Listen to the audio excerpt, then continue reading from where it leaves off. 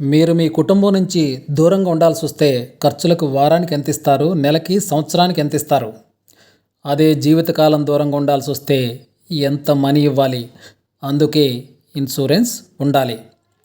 డబ్బు సంపాదిస్తే నీ దగ్గరకు వచ్చేవాళ్ళు చాలామంది ఉంటారు, కానీ జబ్బు చేస్తే నిన్ను చూసేవారు ఎవరు ఉండరు. కేవలం ఇన్సూరెన్స్ మాత్రమే మీ తోడుంటుంది. కాబట్టి మీకోసం, మీ కుటుంబం కోసం దాచుకోండి. ఎప్పుడు పరిస్థితి ఎలా ఉంటుందో. నాకు తెలిసినంత వరకు 100 మందిలో 30 మంది మాత్రమే పొదుపు చేసి ప్రశాంతంగా ఉంటున్నారు. మన భారతదేశంలో 100 మందిలో 70 మందికి పైగా ఇన్సూరెన్స్ గురించి సరైన అవగాహన లేదు.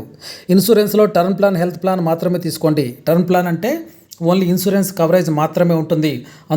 అందులో పొదుపు కూడా మిక్స్ అయి ఉండదు. Only term plan, health plan మాత్రమే తీసుకోండి. మీ కుటుంబానికి ఆర్థిక భద్రత కల్పించుకోండి. ఇది నా వ్యక్తిగత అభిప్రాయం మాత్రమే my dear friends. Thank you very much.